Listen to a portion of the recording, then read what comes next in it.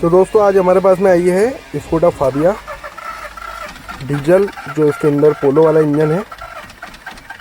गाड़ी चलते चलते बंद हो गई, कस्टमर का कहना है। तो देखते हैं, इसमें क्रैंकिंग कर रहे हैं तो ऐसा लग रहा है जैसे हमारा कंप्रेसर बिल्कुल भी नहीं है इंजन के अंदर।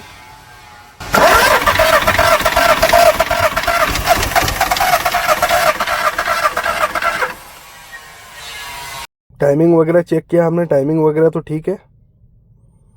तो इसका हम कंप्रेसर चेक करेंगे कि हमारा कौन से सिलेंडर से कंप्रेसर गया है। तो कंप्रेसर चेक करने का सबसे बढ़िया तरीका है, हमने इंजेक्टर तीनों खोल लिए, एक इंजेक्टर हमने लगा दिया। 2 नंबर में लगा। ये नोजल बाहर फेंक रहा है, मतलब 1 नंबर में हमारा कंप्रेसर ठीक है। वाइसर लगा रहना चाहिए नोजल में। टाइट दबा ले। हाँ,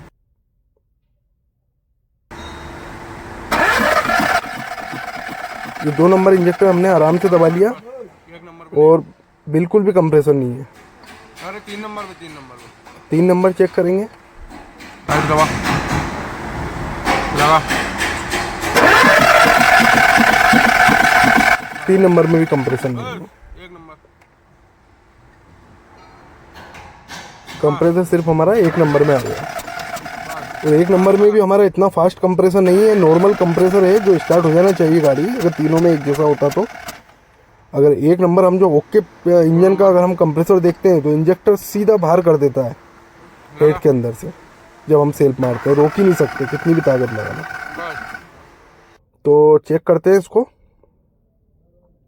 हमने टेपेट कवर खुलवाया है, एचएलए वगैरह देख रहे हैं कि अभी इनटेक एचएलए भी अगर टूट जाता है तो इनटेक एयर अंदर नहीं आएगी तो भी कंप्रेसर नहीं आएगा।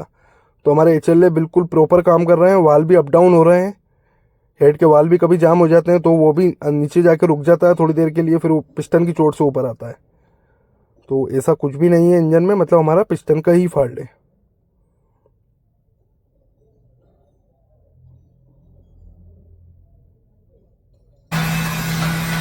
लगा।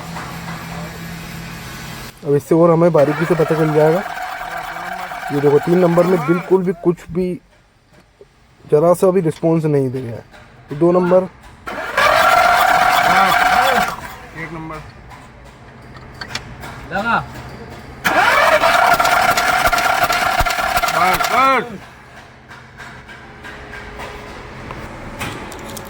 तो हमने इंजन खोल लिया था, 2 नंबर और 3 नंबर के पिस्टन हमारी रिंगें सीज निकली।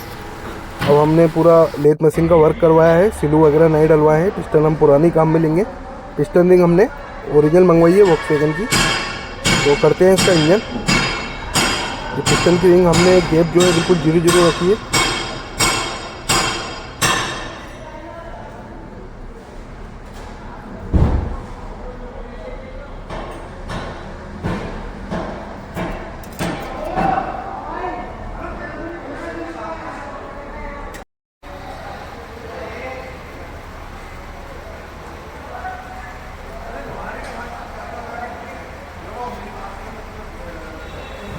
इंजन हमारा पूरा सर्विसिंग होकर रखा हुआ है, करते हैं फिटिंग। रिंग कूलर हमने फिट कर लिए हैं चेक करके। मेन हमने लगा दिए हैं, लाइन वाले मेन जो है हमारे नीचे आते हैं।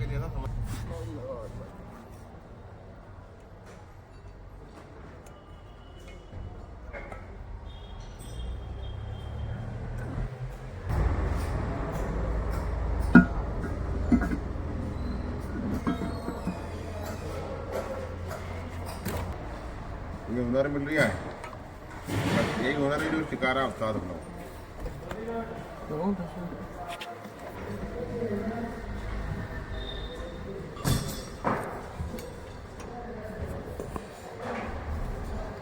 ठसवाइजर का हिस्सा हमारा कट वाला जो है क्रैंक साइड रहेगा।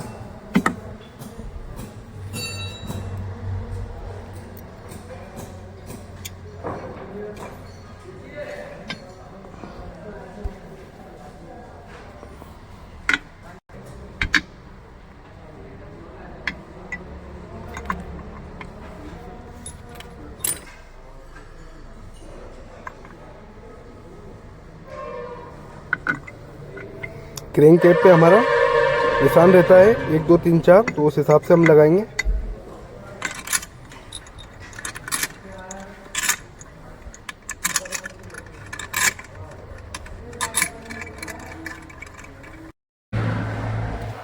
मैं इतने फार्म में था क्या? क्रेंग हमारी बिल्कुल स्मूथ रहना चाहिए। अब करते हैं ठसवाइसर की प्ले चेक।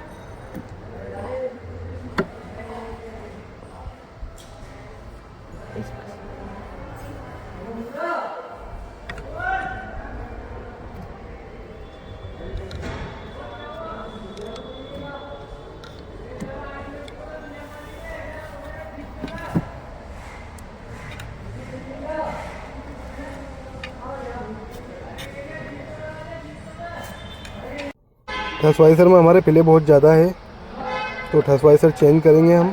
अभी हमारे स्टैंडर्ड साइज के ठसवाइसर हैं, तो इसमें 3rd नंबर के डालेंगे।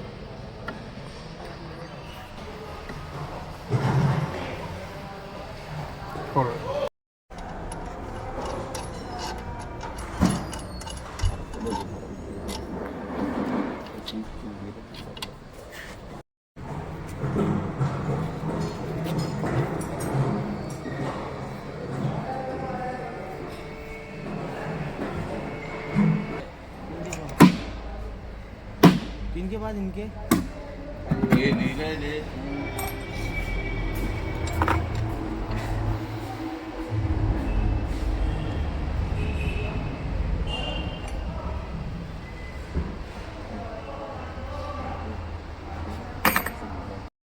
तो ये हमने ठसवाइसर मंगा लिए नए। ये हमारा स्टैंडर्ड साइज है और ये हमने 3rd नंबर। तो एक हम स्टैंडर्ड लगा रहे हैं, एक हम 3rd नंबर लगाएंगे।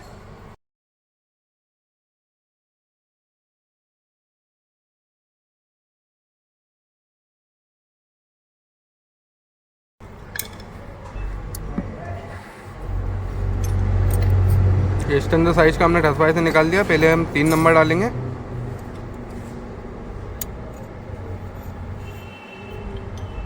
अब लगाएंगे स्टैंडर्ड।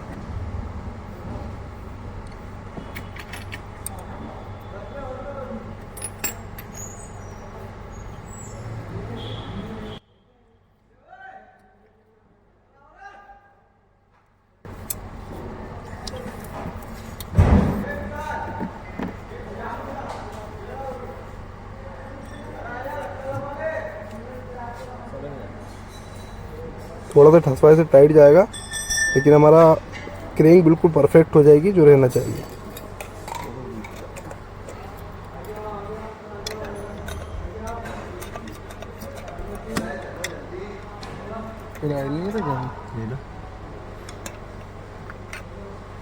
लगा पीस।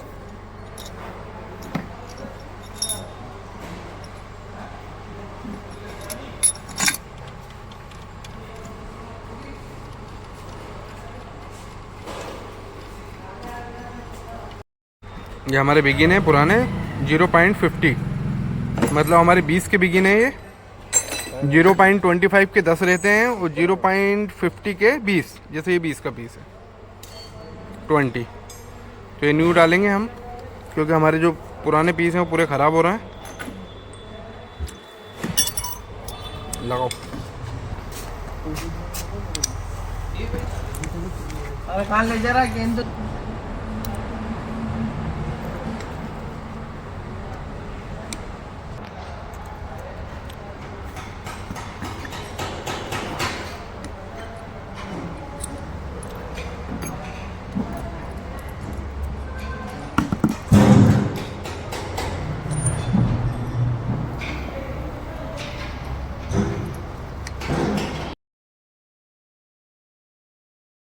घुमाओ किधर?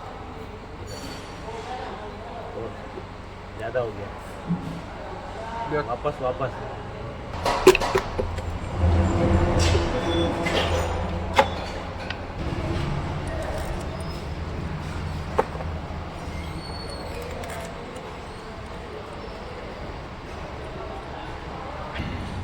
लो।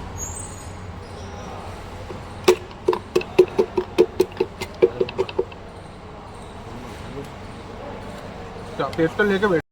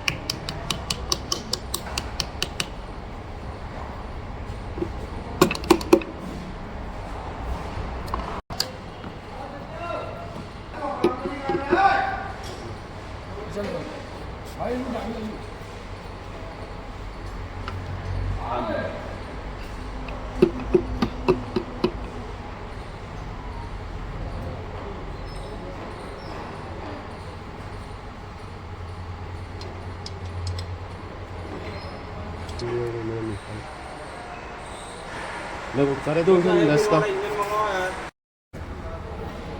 अब हम पिस्टन के हमारे लेंथ चेक करेंगे। वापस कर।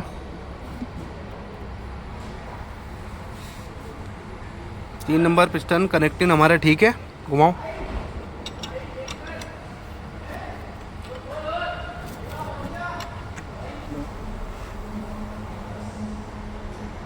दो नंबर भी ठीक है।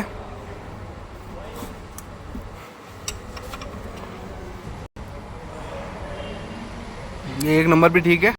ये हमारा वेट क्रेन का इंजन टाइमिंग। ये जो कट है, पकड़, चेन पकड़ ले बस। ये 2 डार्क निशान है इसके बीच में, ये कट लेना है। और टेस्नर का और ऑयल पंप का हमारा कोई टाइमिंग नहीं रहता। और ये डॉट है हमारा क्रेंक पे, इस क्रेंक के डॉट पे हमें चेन का डार्क निशान लेना है।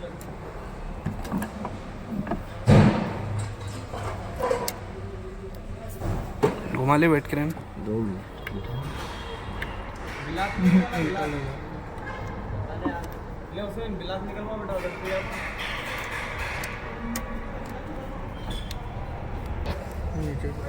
ये हमारा डॉट और ये डार्क निशान, ये कट में 2 डार्क निशान।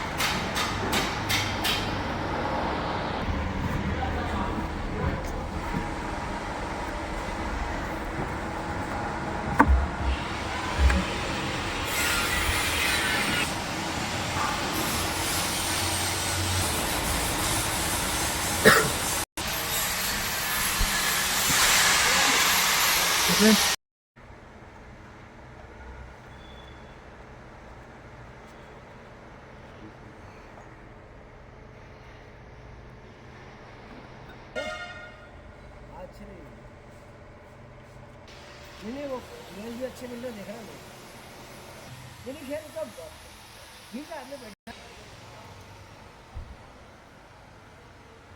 तो इसमें बोलेगा कब बाद में।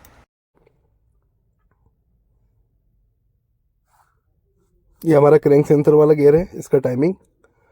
जो ये डॉट है, डॉट हमारे जो नीचे वाला साइड प्लेट पे जो डॉट रहता है, इसके बीच सेंटर में रखना है। इसको अच्छे से चेक कर लें। अगर एक भी दाता हमारा बेंड हुआ या घिसा हुआ तो गाड़ी आरपीएम लेने में प्रॉब्लम आएगी और स्लो पे इंजन हमारा नहीं रुकेगा।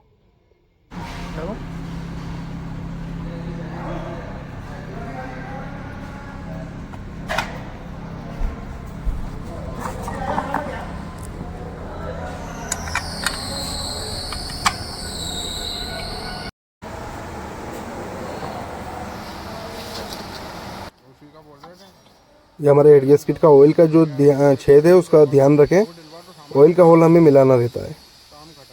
अगर वो आउट मिल गया तो हमारे हेड को ऑयल नहीं मिलेगा, तो स्टार्ट होती गाड़ी केम टूट जाएगी या सीज हो जाएगी। तो ऑयल का होल हमें बारीकी से देखना है, ध्यान रखना है। चलो मैं इमोबिलाइजर की व्यवस्था करके बैठता हूँ। ठीक।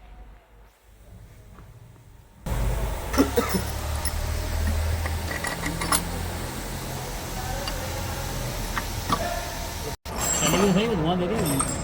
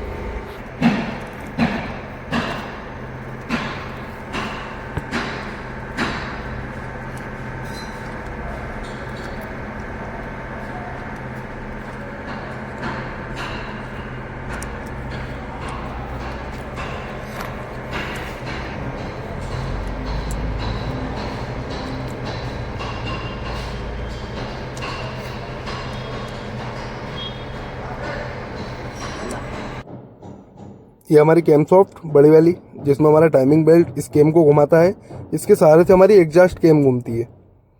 तो इसमें कई बार ऐसा होता है कि ये जो गियर है पीछे वाला ये घूम जाता है। टाइमिंग हम आगे से चेक करते हैं तो टाइमिंग हमारा ओके रहता है, लेकिन हमारी गाड़ी स्टार्ट होना बंद हो जाती है, कंप्रेसर पूरा डाउन हो जाता है। तो ये जो केम है इसके जो गियर रहते हैं ये घूम जाते हैं, तो केम इसी गियर से पकड़ के केम हमारी एग्जॉस्ट वाली चलती है, इनटेक वाली। तो ये गियर भी चेक करना रहता है कि कई बार ऐसा होता है कि ये गियर घूम जाता है। और ये जो क्लच है इसके ऊपर, ये साउंड को मेंटेन करने के लिए रहता है कि एडवांस रिटायर जो केम होता है तो ये क्लच उसको मेंटेन करता है। तो इसके अंदर भी छोटे छोटे पॉइंट रहते हैं, कई बार ऐसा होता है कि वो पॉइंट भी जो है टूट जाते हैं, तो वो भी खोल के चेक कर ले हुए अगर इंजन करें तो।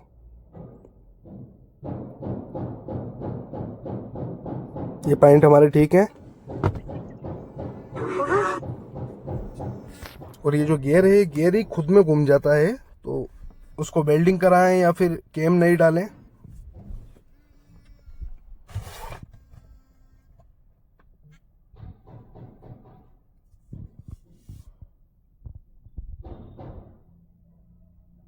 ये एडवांस रिटायर इस टाइप से थोड़ा सा एडवांस रिटायर होती है, तो जो हमारा साउंड है दोनों केम का आपस में वो काफ़ी हद तक दब जाता है। लॉक,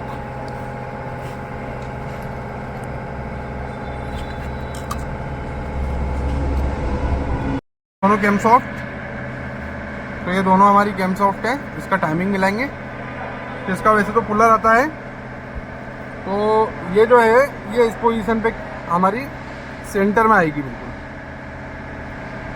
तो ये हमारे कट आ गए जो कि बोल्ट स्ट्रेट में रहते हैं, और एक ये सेम टू सेम इसी तरीके से लगे।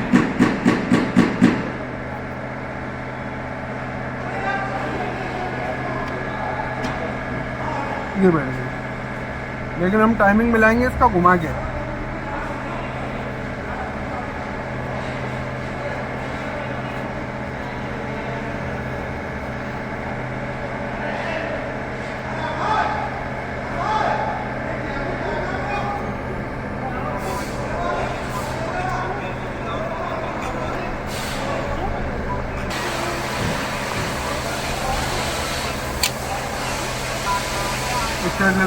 जॉइंट ले लें तो ये रहेगा ठीक हमारा केम का इंजन टाइमिंग।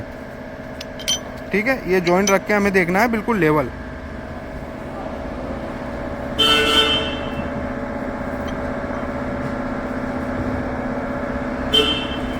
भाई इसी पोजीशन पे हम केम पकड़ के हमारा टेबल कवर पूरा फिट करेंगे।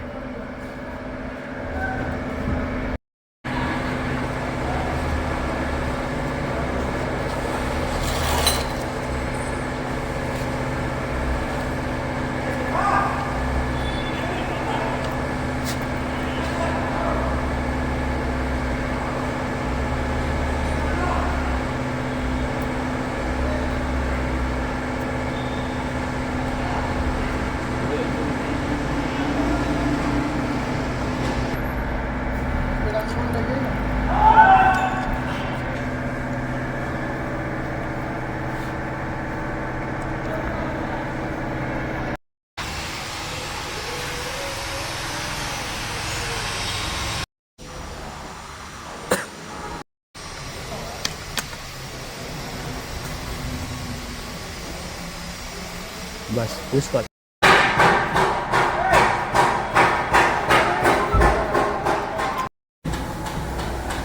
तो ये है हमारा फ्रंट इंजन टाइमिंग।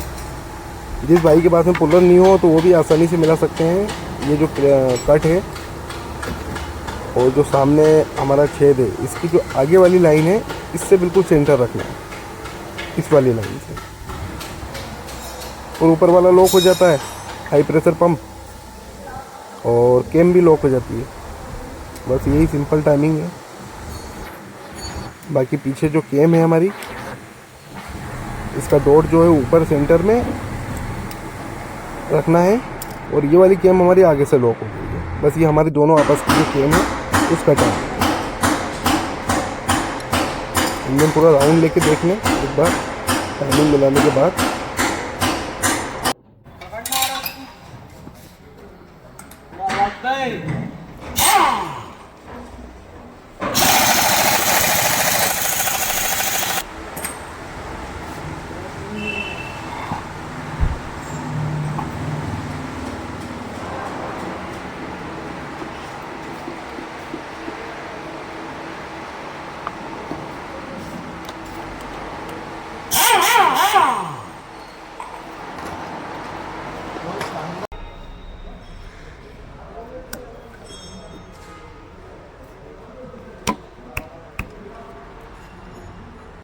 ले जा 5 में से उधर दूर जाना।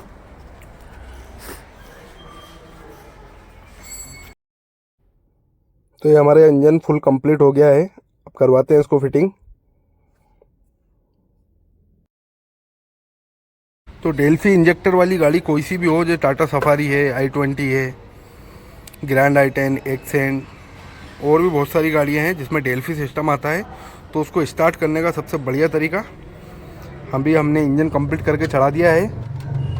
तीनों पाइप लूज हैं, हमारे सॉकेट बाहर हैं इंजेक्टर के सॉकेट तीनों निकले हुए हैं। ठीक है, अब सेल्फ मारना, क्रैंक करो, बस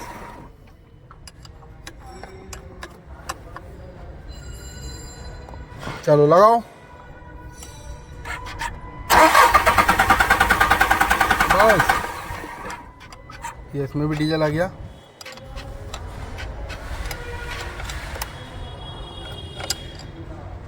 लगाओ, बस। ये इसमें भी आ गया। गियर का फाउंडेशन अभी कसा नहीं बेटा क्या? ये हमारी एयर निकल गई है प्रॉपर तीनों इंजेक्टर की।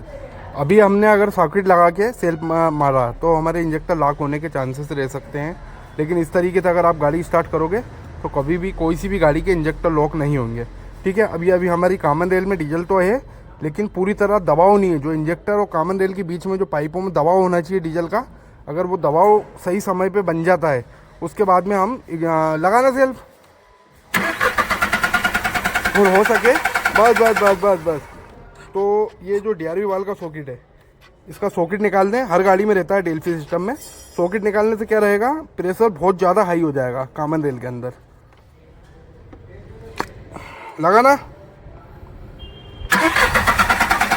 बस। अभी सॉकेट लगा दिया हमने। अब इग्निशन ऑफ करेंगे, कर दो ऑफ। बाहर निकाल लीजिए, अभी चला जा बाहर। अब इंजेक्टर के सॉकेट लगा दो।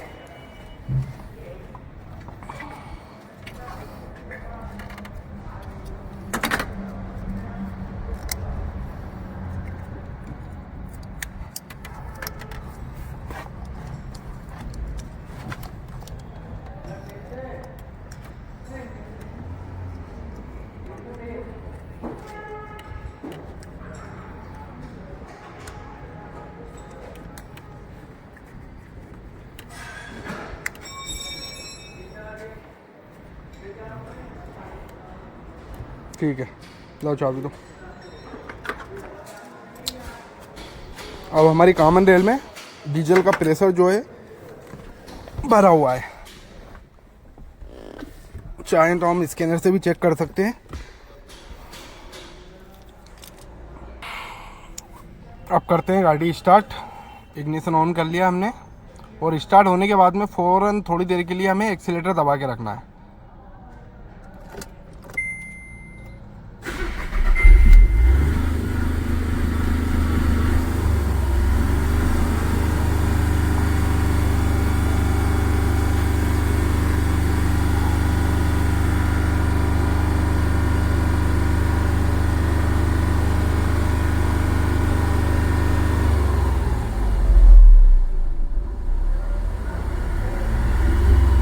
पाँच से 10 सेकेंड हमें एक्सीलेटर पे रखना है, और फिर हम इंजन ऑफ कर सकते हैं, क्योंकि हमारे इंजेक्टर अब लॉक नहीं होंगे।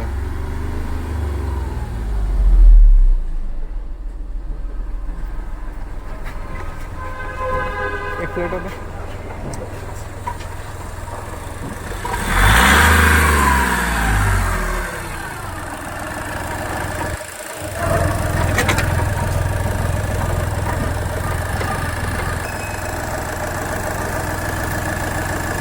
ये हमारे इंजन का साउंड।